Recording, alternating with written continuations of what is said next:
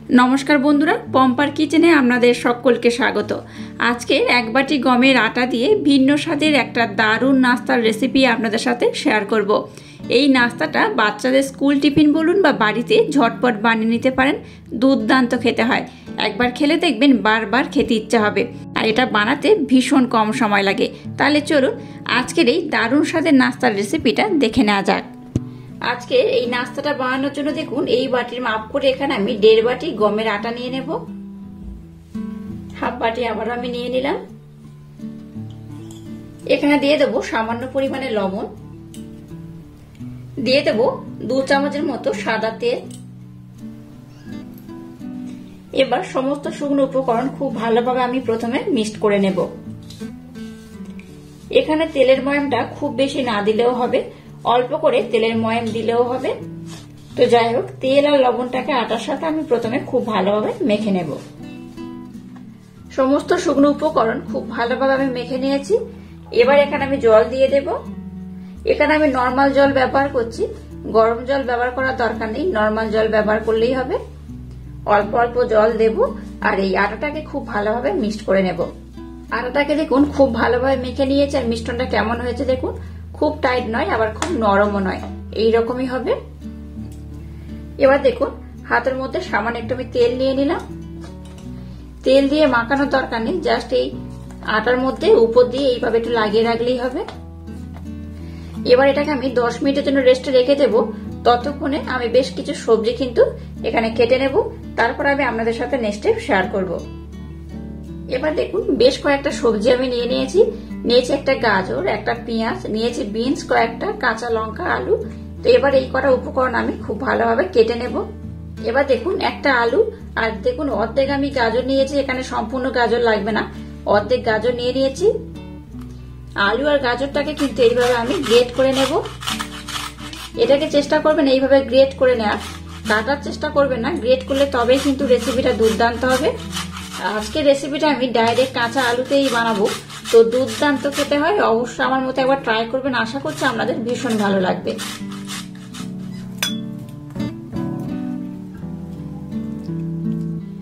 অর্ধেক গাজরটাকেও দেখুন খুব ভালোভাবে কিন্তু আমি গ্রেট করে নিয়েছি। এটাকেও কিন্তু খুব ভালোভাবে ধুয়ে নেব। এই দেখুন একদম কিন্তু মিহি করে আমি গ্রেট করেছি, এইরকম একদম মিহি করে গ্রেট করতে হবে। দেখুন সমস্ত সবজিগুলোকে আমি এইভাবে টুকরো টুকরো করে কেটে নিয়েছি, দেখতেই পাচ্ছেন। আলুগুলোকে আমি যেভাবে গ্রেট করেছি, গাজরগুলোকেও ঠিক একইভাবে গ্রেট করেছি। এইভাবে কিন্তু সরু গ্রেটারের মাধ্যমে গ্রেট করবেন। দেখুন বিনসগুলো একদম টুকরো টুকরো করে কেটে নিয়েছি 3টে কাঁচা লঙ্কা আর নিয়েছি একটা এখানে পেঁয়াজ। পেঁয়াজগুলোকে দেখুন টুকরো টুকরো করে কেটে নিয়েছি। এবার এই পাত্রের মধ্যে সমস্ত উপকরণগুলো আমি দিয়ে দেব। সমস্ত উপকরণ একটু আলতো হাতে আমি নাড়াচাড়া করে নেব। এখানে দিয়ে দেবো সামান্য পরিমাণে লবণ, সামান্য পরিমাণে দিয়ে দেবো বিট লবণ, এখানে আমি 2 রকম লবণ ব্যবহার করলাম। সামান্য পরিমাণে হলুদ গুঁড়ো দিয়ে দিলাম, জিরে গুঁড়ো দিয়ে দিলাম একদম অল্প করে। নিয়েছি এখানে ম্যাগি মশলার প্যাকেট, এরকম প্যাকেট কিন্তু আপনারা বাজারে সহজে পেয়ে যাবেন। তো এখান থেকে আমি 1 চামচের মতো দিয়ে দেব, খুব বেশি দরকার নেই। আর এখানে কিন্তু খুব বেশি মশলা দেওয়ারও দরকার নেই, খুব কম মশলা দিয়ে এই রেসিপিটা বানানো হয়ে যায় আর খেতে হয় দুর্দান্ত। 1 চামচের মতো এই ম্যাগি মশলা আমি দিয়ে দিলাম। এখানে আর কোনো মশলা অ্যাড করার দরকার নেই। সমস্ত উপকরণ দিয়ে এটাকে আমি একবার খুব ভালোভাবে মিক্সড করে নেব। সবজিগুলো কেটে আমি রেডি করে নিয়েছি। এবার দেখুন এই আটাটাকে আমি নিয়ে নিয়েছি। যেহেতু উপরে আমি তেলের প্রলেপ দিয়েছিলাম, তাই আর একবার হাত দিয়ে খুব ভালোভাবে এটাকে আমি মেখে নেব। এবার এটা থেকে আমি লেচি কেটে নেব।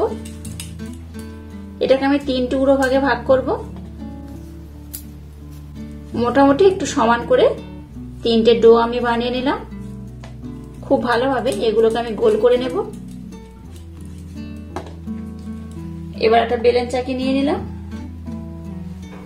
একটা ডো নিয়ে নিলাম অল্প একটু আটা। আটা দিয়ে এটাকে বেলতে হবে, তেল দিয়ে এটাকে বেলবেন না, এটাকে আটা কিংবা ময়দা দিয়ে বেললেই হবে। এবার এটাকে আমি বেলে নেব। খুব পাতলা বা খুব মোটা করে কিন্তু বেলবো না, মিডিয়াম করে আমি বেলবো। এটা বেলে আমি আপনাদের দেখিয়ে দিচ্ছি এটা কেমন হবে। দেখুন এটাকে আমি খুব ভালোভাবে বেলে নিয়েছি। আর কেমন হয়েছে দেখুন, খুব মোটা নয় আবার খুব পাতলাও নয়, দেখে বুঝতেই পারছেন। এই দেখুন ধারটা দেখলে বুঝতেই পারবেন এটা কতটা মোটা বা পাতলা হয়েছে। খুব পাতলা হবে না আবার খুব মোটাও হবে না। এই একইভাবে সবগুলোকে আমি খুব ভালোভাবে বেলে নেব। এবার দেখুন একটা রুটি আমি নিয়ে নিলাম, নিয়ে নিয়েছি টমেটো সস। টমেটো সস এই উপর দিয়ে আমি এইভাবে একটু লাগিয়ে দেব, কম বেশি করে লাগালে হবে। দেখুন টমেটো সসটাকে আমি খুব ভালোভাবে চারধারে লাগিয়ে দিয়েছি। এবার যে সবজিটাকে আমি বানিয়েছিলাম এই সবজিটা আমি এর মধ্যে দিয়ে দেব। একদম র সবজি আমি এখানে ব্যবহার করছি। সবজিটা কিন্তু আমি কষিনি, আমরা চাইলে কিন্তু এটাকে একটু কড়ার মধ্যে দিয়ে নাড়াচাড়া করতে পারেন, তবে দরকার নেই। এইভাবে বানালে কিন্তু এটা দুর্দান্ত খেতে হয়। সবজিটাকে আমি একটু ভরপুর করে দিয়ে দেব। একটা রুটি আমি নিয়ে নিলাম, এটাকে আমি এর মধ্যে এবার উপর থেকে দিয়ে দেব। আর এই ধারগুলোকে এইভাবে একটু চেপে চেপে বসিয়ে দিতে হবে। আপনারা চাইলে কিন্তু একটু জল বা আটার মিশ্রণ ব্যবহার করতে পারেন। আবার উপর থেকে আমি টমেটো সস দিয়ে দেব। আপনারা এখানে অন্যান্য কিন্তু সসও ব্যবহার করতে পারেন, ধনেপাতা চাটনি বা অন্য কোনো সস বা চাটনি ব্যবহার করতে পারেন, দুর্দান্ত খেতে হয়। আবারও অবশিষ্ট সবজিটার মধ্যে আমি দিয়ে দেব। এইভাবে যদি নাস্তাটা বানান বাচ্চাদের স্কুল টিফিনেও বানিয়ে দিতে পারেন আর বাড়িতেও বানিয়ে নিতে পারেন। বাচ্চা থেকে বড় সবাই কিন্তু ভীষণ মজা করে খাবে। আর এটা কিন্তু দুর্দান্ত খেতে হয়, একবার খেলে দেখবেন বারবার বানিয়ে খেতে ইচ্ছা করবে। আবার একটা রুটি আমি নিয়ে নিলাম, এটাকে উপর থেকে আবারও দিয়ে দেব। মোট দেখুন এখানে আমি 3টে রুটি ব্যবহার করছি আর 2টো লেয়ার বানালাম।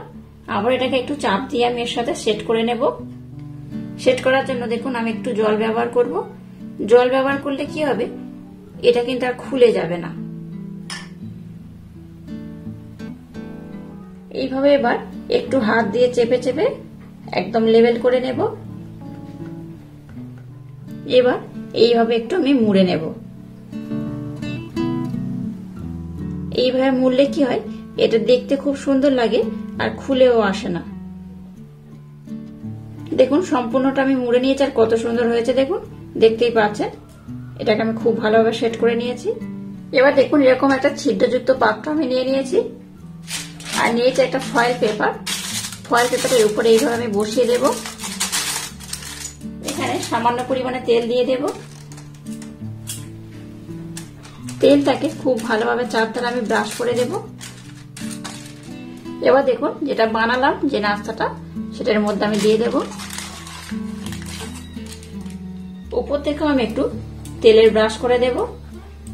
এবার দেখুন গ্যাসটা জেলে দিয়ে একটা কড়াইতে জল দিয়ে জলটাকে আমি হালকা গরম করে নিয়েছি। এবার এটাকে আমি এর মধ্যে বসিয়ে দেব। গ্যাসের ফ্লেমটাকে প্রথমে 5 মিনিটের জন্য হাই দেব। 5 মিনিট পর গ্যাসের ফ্লেমটাকে একদম লো করে এটাকে আমি খুব ভালোভাবে ভাপিয়ে নেব। নাস্তাটাকে আমি ভাপাতে বসিয়ে দিয়েছি, ততক্ষণে আমি একটা ব্যাটার বানিয়ে নেব। এই চামচে 2 চামচ এখানে আটা নিয়ে নিলাম। আতপ চালের গুঁড়ি নিয়ে নিলাম এই চামচের 1 চামচ। 1 চামচ দিয়ে দেবো কর্নফ্লাওয়ার। বাড়িতে বানানো স্পেশাল একটা ভাজা মশলা 1 চামচ দিয়ে দিলাম। কালো জিরে দিয়ে দিলাম এই চামচের 1 চামচ। দিয়ে দেবো স্বাদ মতো লবণ। এবার এখানে আমি জল দিয়ে দেব। খুব বেশি জল দেবেন না, ব্যাটারটা একটু ঘন রাখতে হবে, তাই অল্প অল্প জল দেব আর ব্যাটারটাকে বানিয়ে নেব। আচ্ছা, এখানে যে ভাজা মশলাটা আমি ব্যবহার করলাম সেটা কিন্তু আগে একটা ভিডিওর মাধ্যমে আপনাদের সাথে শেয়ার করেছিলাম, তো চাইলে দেখে নিতে পারেন। তো যাই হোক অল্প অল্প জল দিয়ে ব্যাটারটাকে আমি বানিয়ে নেব। দেখুন ব্যাটারটা একদম রেডি হয়ে গেছে। আর ঘনত্ব কেমন হয়েছে দেখুন, খুব ঘন নয় আবার খুব পাতলাও নয়, এই রকমই হবে। এটাকে দেখুন আমি 10 মিনিট ধরে খুব ভালোভাবে ভাপিয়ে নিয়েছি। আর উপরে হাত দিলেই বুঝতে পারবেন এটা কিন্তু বেশ অনেকটা টাইট হয়ে যাবে। এটা কিন্তু খুব ভালোভাবে হয়ে গেছে। তো যাই এটাকে আমি একটু ঠান্ডা করে নেব, তারপর আমি আপনাদের সাথে নেক্সট স্টেপ শেয়ার করব। দেখুন ফয়েল পেপার যেহেতু দিয়েছিলাম সেহেতু কিন্তু তুলতে কোনো সমস্যা হয় না, খুব সহজে উঠে যায়। কত সুন্দর হয়েছে দেখুন, নিচটাও দেখুন খুব ভালোভাবে কিন্তু হয়ে যায়।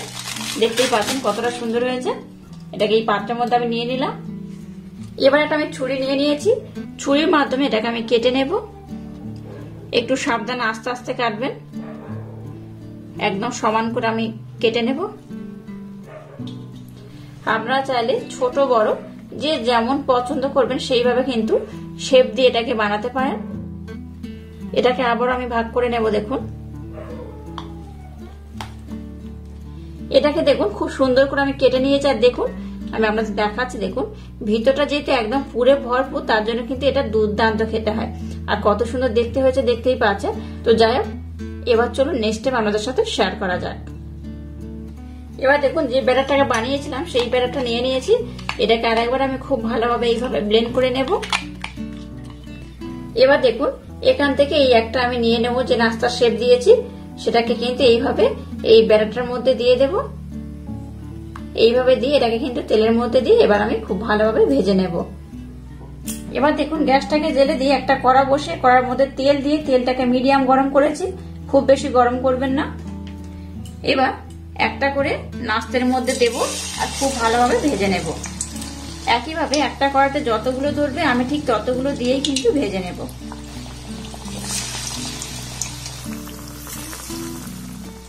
এবার গ্যাসের ফ্লেমটাকে লো টু মিডিয়াম রেখে এগুলোকে উল্টে পাল্টে একটু লাল লাল করে ভেজে নেব।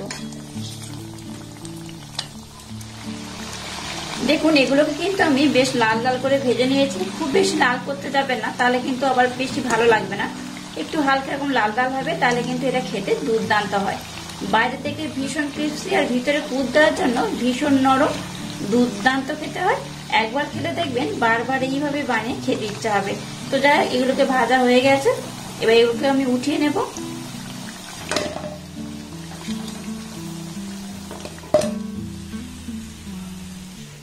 আর একইভাবে সবগুলোকে আমি খুব সুন্দর করে ভেজে নেব। জলের ভাপে যে নাস্তাগুলো বানিয়েছি দেখুন সেগুলো কিন্তু হয়ে গেছে। আর কত সুন্দর হয়েছে দেখুন, বাইরে থেকে কিন্তু এগুলো ভীষণ ক্রিস্পি, বুঝতেই পারছেন কতটা ক্রিস্পি হয়েছে। এটা যতটা ক্রিস্পি ততটা কিন্তু ভিতর থেকে নরম, দুর্দান্ত খেতে অসম্ভব সুন্দর লাগে। আর সঙ্গে যদি থাকে একটু সস, তার জন্য কিন্তু আরো দারুণ লাগে। তো যাই হোক, এইভাবে কিন্তু বাচ্চাদের স্কুল টিফিনেও বানিয়ে দিতে পারেন ঝটপট, খুব তাড়াতাড়ি হয়েও যায়, খুব বেশি সময়ও লাগে না, দুর্দান্ত খেতে হয়। আর সকাল হোক বিকেল হোক নাস্তার জন্য কিন্তু বানিয়ে খেতে পারেন। তো একটা আমি আপনাদের দেখাচ্ছি, দেখুন কত সুন্দর হয়েছে। এই দেখুন, এই দেখুন বেশ গরম রয়েছে। এই দেখুন ভিতরটা দেখুন পুরে ভরপুর। আর আজকের এই ইউনিক স্টাইলে নাস্তার রেসিপিটা যদি আপনাদের ভালো লাগে তাহলে চ্যানেলটাকে লাইক, শেয়ার, কমেন্ট এবং সাবস্ক্রাইব করবেন। আর পাশে থাকা বেল আইকনটা প্রেস করে দেবেন। তাহলে টাটা, আবার দেখা হচ্ছে নতুন কোনো রেসিপি নিয়ে।